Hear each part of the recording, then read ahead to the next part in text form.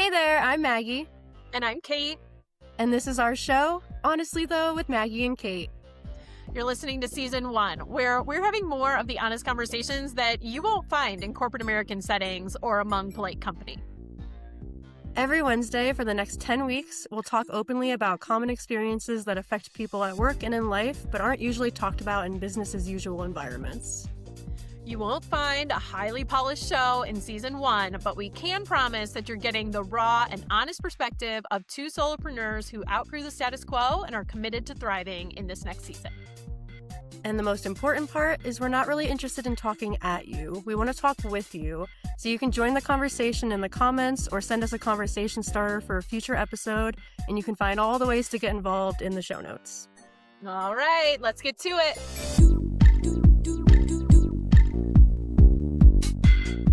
We are doing something that we don't usually do, which is number one, going live on LinkedIn and YouTube, but also hanging out with our friends, Justin and Elena. So hello, y'all. Tell us about you and your show since we're collabing this week. Yeah. Well, I'm Justin the Wizard. I'm a national board certified health and wellness coach. I do coaching very similar to what Maggie may have talked about, to be completely real. And Elena and I have started on YouTube our Fairly Magical podcast. And so that's what we've been doing. That's awesome. I am super excited that you guys are here. And I believe you have some card action. Tell us about how we're going to get started.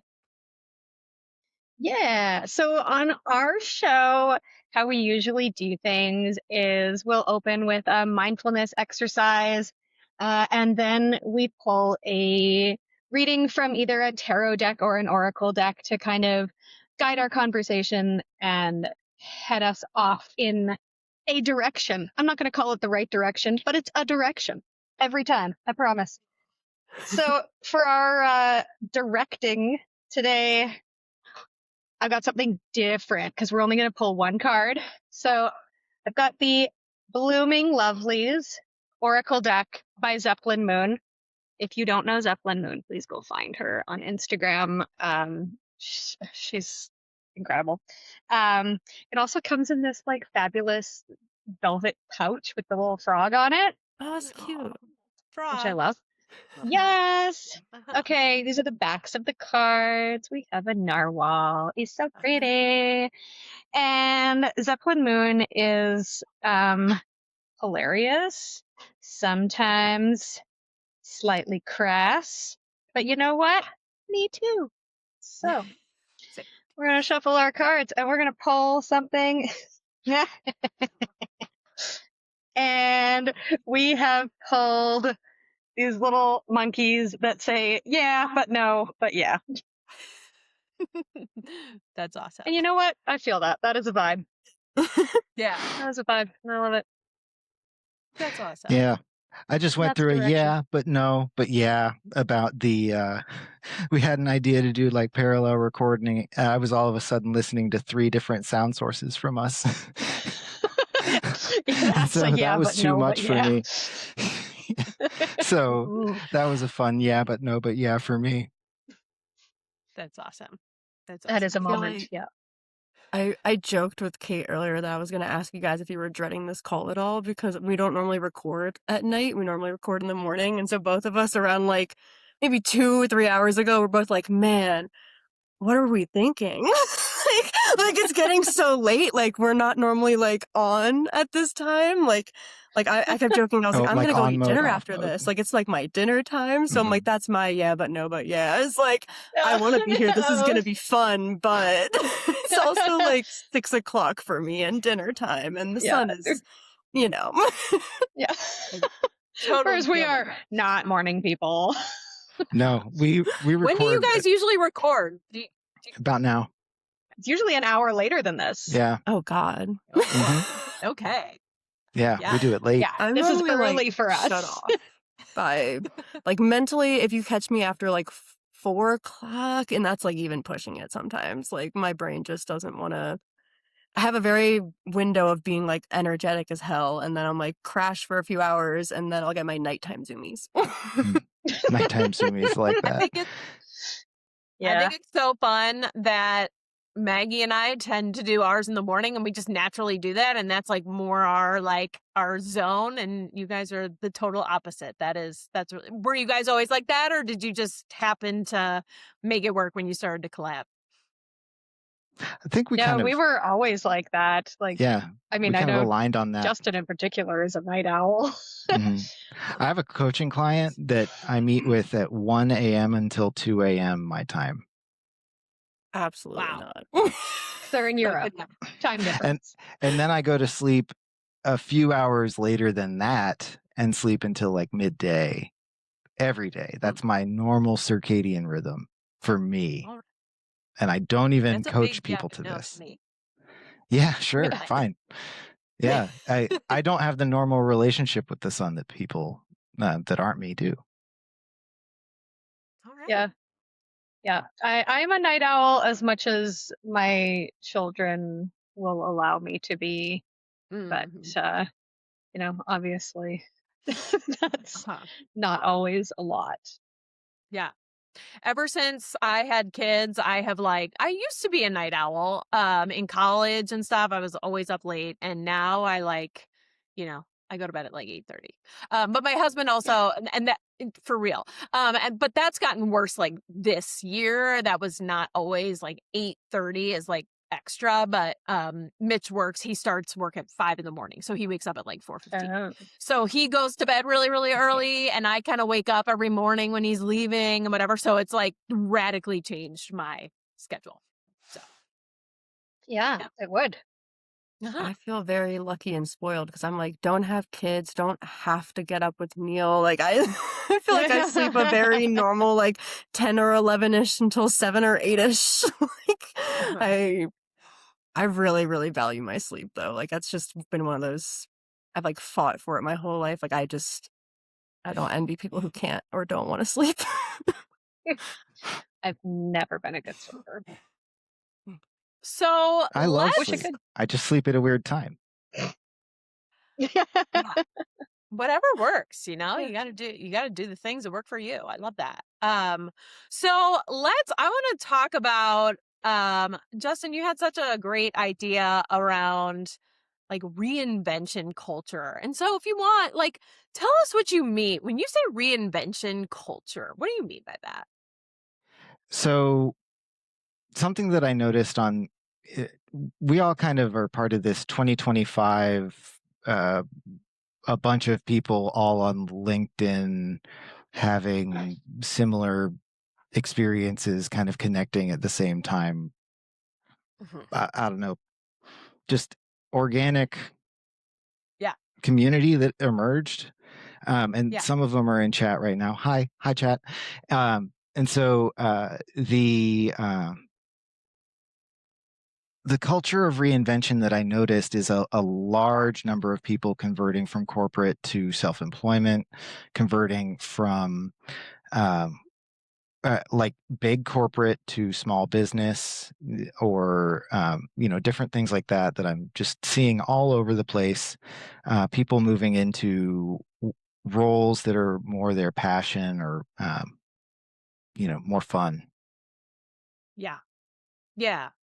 Totally. I actually shared something this morning that someone wrote, and her quote here, I was so obsessed with it when I read it. She said that there's a stark reality that many jobs that seem great over the last decade were in fact terrible for society, democracy, kids, well-being, and the earth. And I just was struck by that sentence, and I think there's so many people out there right now who, for a multitude of different reasons, are just like looking around at like where they've been and are thinking now about like, well, going somewhere else. And you're right. That's how all of us, that's why we're all here today. That's how we all met. Yeah.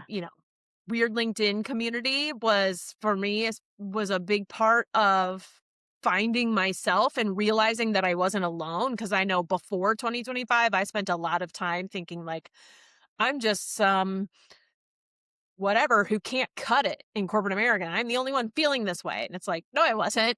And so that was really a breath of fresh air. And I think that it's been so helpful to know that there's so many people who are going through the same kind of things right now. Yeah. Yeah.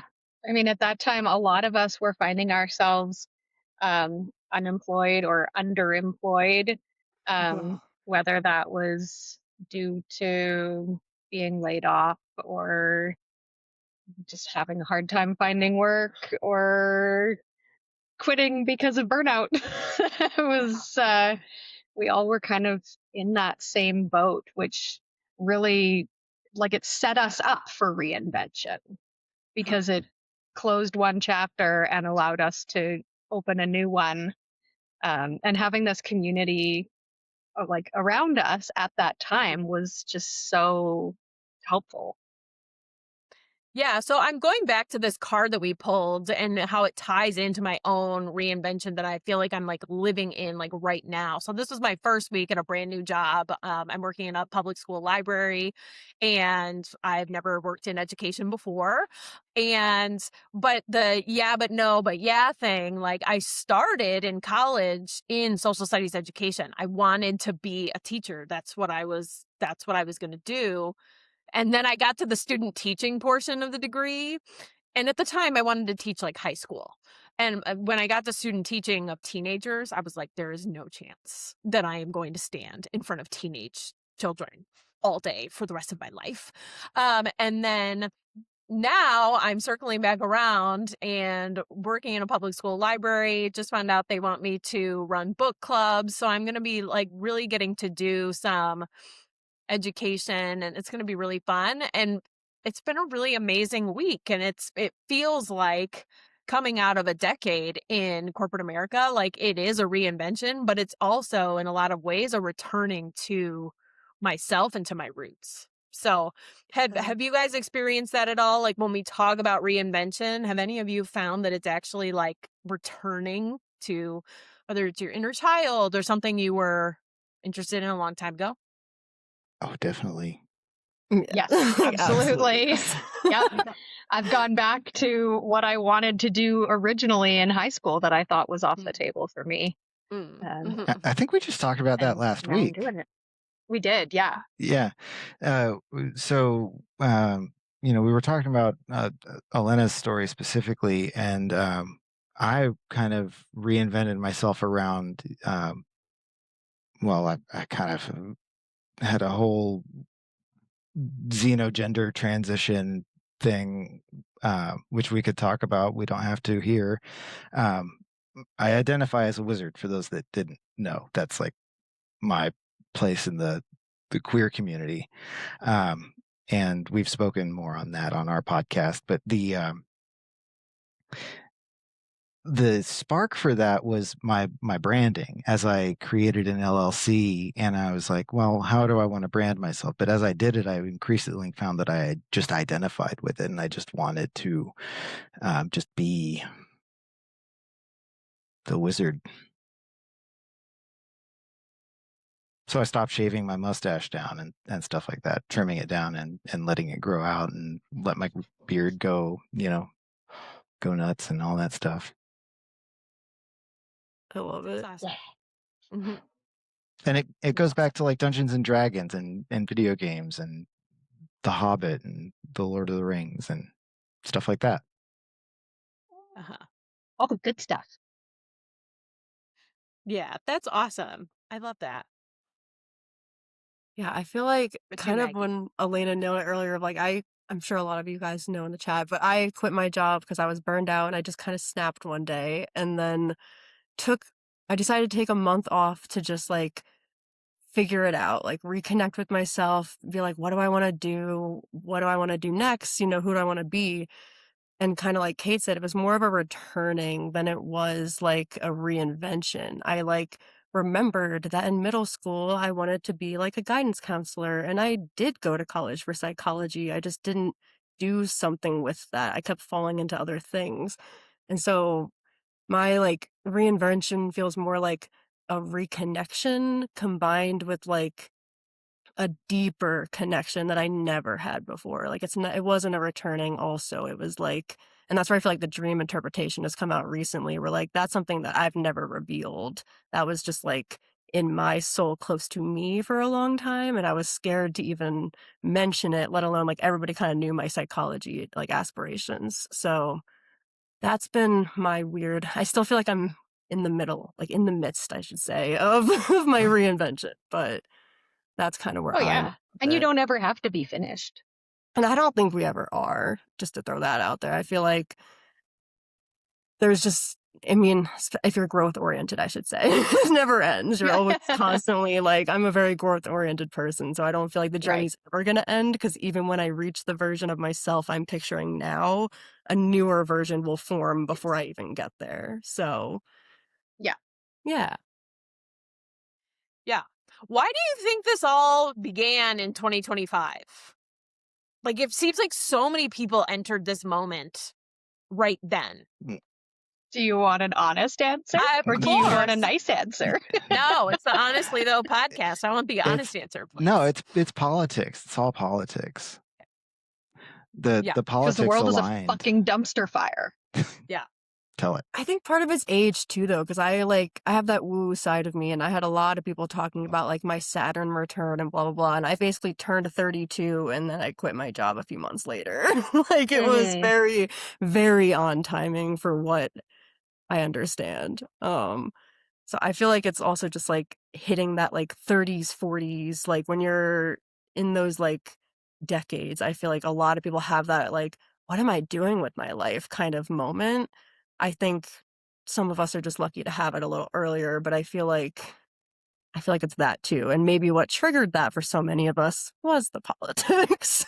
And, Mhm. everything else going on and going wrong in the world. But It was definitely political for me because for me, I'd known a lot of the things about the ways of working in marketing and how companies say things they don't mean. I'd known that, but I hadn't, the stakes never felt high enough for me personally, and for the just whole scene, I guess. I don't know. I'm having a hard time articulating it, but for me, it really was the politics. It was like at last, it was like, well, where do you stand though? For real. Like no more lies, corporate spin, marketing jargon. Like, no, really, where do you stand for real? And that happened in 2025. But you talk to some people about this and they talk about it starting with the Great Resignation all the way back in COVID. So, I mean, and I'm sure that moment of reality and push coming to shove came at a different time for everyone. I mean, this has been building and building and building for years, decades even. Decades. Yeah. So, yeah. It's really, really interesting. So, how has storytelling, because I love that we're all here now, podcasting, creating, showing up as ourselves on the internet. Like, how has leaning into this creative side helped you guys with your own reinvention?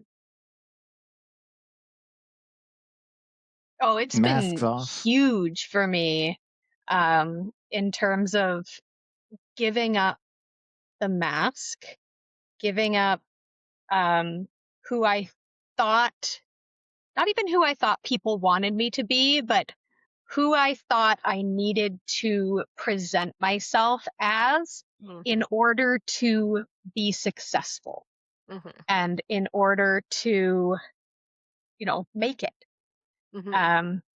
And throwing that out has been intensely liberating. And also, like, I don't know, it's probably also because I'm, approaching 40, but like, I feel like I'm more myself than I ever have been before. Yeah. And I love that. I really do. It's a good thing. yeah. I Yeah. feel like the I think connections too to build on that of like I'm just a verbal processor that the more I talk to more people, the more validated I feel and that I can show up as myself and that the pieces that I didn't cherry pick out before, they are acceptable and loved, and people have those qualities too. And like that was kind of the birth of this podcast for me and Kate was we just used to meet every week just because we liked being friends and Mm. talking, and we like, The we're like coffee growing as chat people, and we're like, culture. we always have such good Yeah. conversations. Should we like record these? Like, we just like who if nobody ever watches it, nobody ever watches it. Like worst case, but best case, somebody grows from one of our conversations. And like that I'm such a yapper verbal processor that like it helps me to learn about me by connecting with others. And we had a whole episode about that of like which comes Yes. first. Do you have to know yourself to connect, or do you have to connect to know yourself? And like it is both. It's a chicken egg. Yeah. Yeah. It, sometimes transitions are necessary. You have to be you have to be that middle evolve tier of a Pokemon, right? You have to be like that like it's just like a They're my pupa that favorite. I'm a doesn't middle do anything child. but shield or something like that, right? It's like That's right. it's kind of useless for a while. It's sitting there getting XP in the party lineup, but it's not really able to help a lot. Yeah. And then We must Wartortle before we may Blastoise. right, I exactly. love Wartortle. and so I used there's to have a little action figure of Wartortle. Wartortle is not the one that I was thinking more like Metapod or something like that, right? Where Charmander. No, right. And that would where it's like really sense in this useless for that analogy, middle. but- Yeah. Yeah. Yes. But you get what I mean, where it's like you kind of have a lot of people that are realizing that the version of them that they were like right out of school is more like that middle evolve than their final like boss tier version of themselves. Yeah, I definitely experienced that too. I think I made a lot of people angry when I first started writing on LinkedIn. And they were like, can you please stop? You're hurting me. You're hurting my feelings. You're blah, blah, blah. And I was like, I'm really sorry. And also no. And it's not because I don't care, and it's not any of those reasons. It's because I need to grow. And talking to people, just like Maggie was saying, I am a verbal processor, and I learn by listening to and relating to others.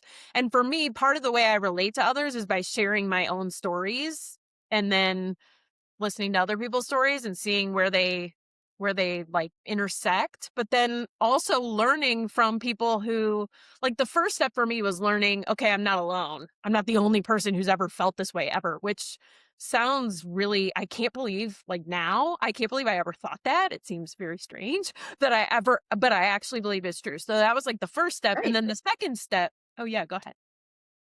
I was just going to say, like, when you feel isolated, like, it's perfectly normal to feel like you are the only person experiencing this and you are the only person who feels this way.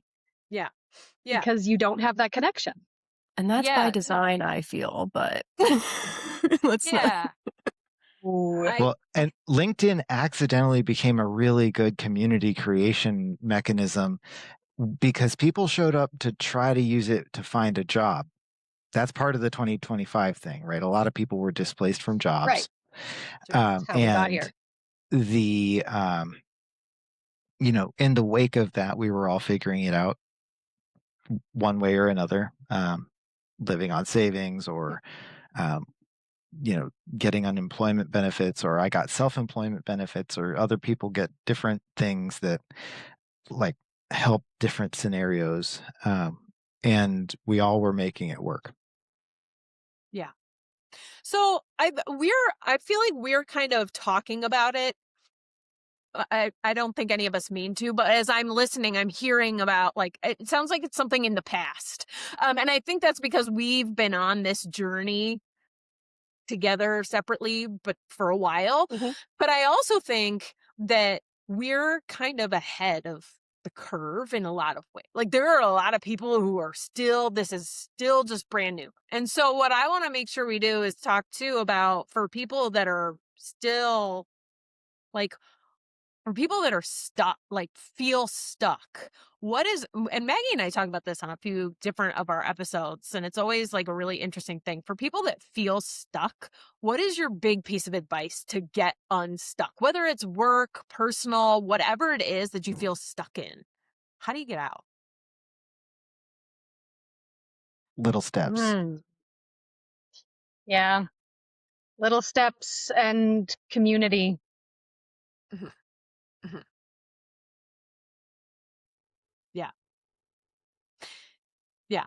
I would agree with that. I will just jump in and say like, yes, absolutely. To little steps, right? I mean, and so when I say little steps, it felt like a huge step. Felt like a huge step to as as being someone who was very isolated, walking away from all of that and saying, well, this is who I am. Is anyone going to like me? I felt like a huge step. And it wasn't even, is anyone going to like me? Is anyone going to hear me? Is anyone going to help me? I can't do this alone and I don't know where to go. That was sounds like a little step, and looking in the rear view feels like a little step considering how far I've come since then, but it was a huge hurdle. And I think my biggest piece of advice to people is, if you are feeling alone, it is because you are surrounded by the wrong people. And there are so many people on this planet and in this world, and you have so much access to them, thankfully because of the internet. So don't be afraid to reach out and to put yourself out there, but you also have to do it consistently, because if you're doing it on social media, because that's how algorithms work, and it's not gonna, you can't just like post one time a vulnerable thing and then here's your community around. No, you gotta keep going. So, I have two Yeah. thoughts with that, and it's like the little steps thing. I do like a weekly win reflection, which you guys probably know too, but like the Mhm. more that you really do pay attention to those little steps though, you can actually look back and see how high you've climbed on that mountain. Like Right.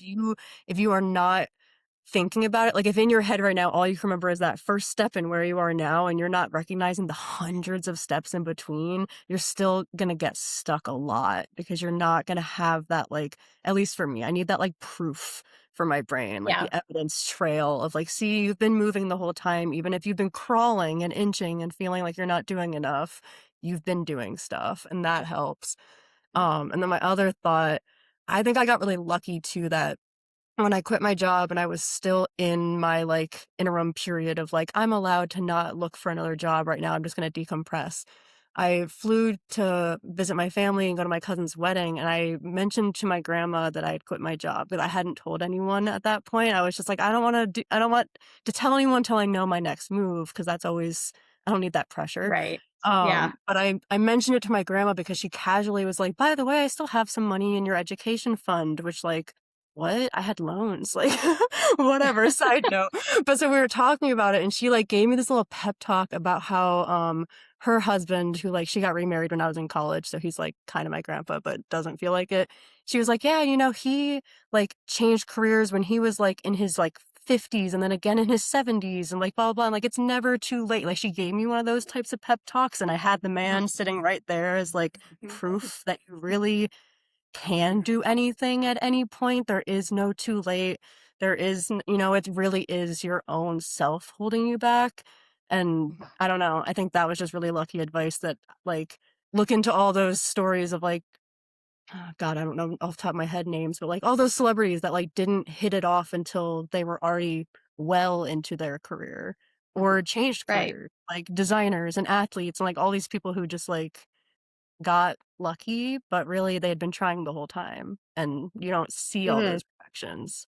Yeah. So, Yeah. just do the thing is my advice, as hard as that is. Like, Yeah. don't feel unstuck till you're actually doing it. Yeah. Starting is the hardest part. Yeah. Action Yes. The creates motivation. psyching yourself up to do the thing is Yeah. harder than doing the thing. I promise. 1000%. And I was just talking about this to my husband yesterday, and since we already broached politics, I was just go for it. We were talking about student loans because, oh my God, I don't know if anyone else here has student loans, but I do, and it sucks.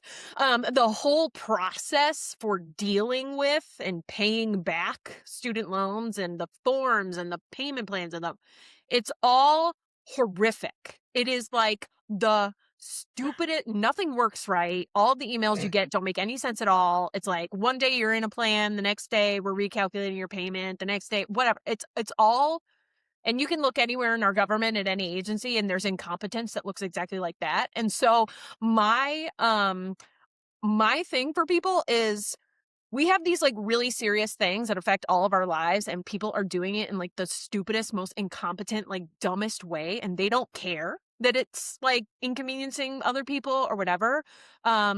If you are the kind of person who doesn't want to get started with your business idea or doesn't want to offer a new service or whatever because you're afraid that you're not going to do it perfect and you don't want to accept someone's money for something that you're not going to do perfect, like please stop doing that because we like if you care enough to think about that, then I can guarantee that you are going to show up in a really great way and you don't have to be perfect to make a real impact. And also there are so many people who are so bad who are doing it. And I want those people to stop winning. And those people will stop winning and stop being successful if people who are afraid to try because they don't want to let people down, just try because you'll do great. Promise. Yeah. Wait for It's this like those one. without imposter syndrome somehow do better. So don't let your imposter syndrome allow Dunning-Kruger to win. Yes, please. Please do not. For real. So Love it. that's my wisdom drop. I love it. It's great wisdom. Very awesome. All right, people. I can't believe it's been 30 minutes already. That's bananas. I know. I was just about to say, does anybody Yeah. have the chat open? Because my computer forced me to close LinkedIn. So I don't know if anybody been has active. It's great going. thoughts and I see questions it. that we I could build on, but I haven't would been love able not ignore to people. participate much. Yeah. Same. It's been Me too. chaos. That's all right. Sorry, We guys. kinda we're not need Yeah, to there haven't been multitask. questions. That's okay. We're doing Okay, cool. I just want to make sure we're not like ignoring anybody because that's always No. my The my yappers fear. just be yapping, I felt All that. right, great. Amazing. and we love them for it. Amazing. All right, people. Anything else before we sign off? I guess since we're at a half hour, like that was our like let's chat for a half hour, but I feel like we barely even talked. It went so fast. So if any of you have anything else you want to hit before we go, let's do it. Yeah, like Um, call it back to the card maybe too. yeah, but Yeah, I no, but mean- yeah. Circle. Circle back. Yeah, but You no. But yeah.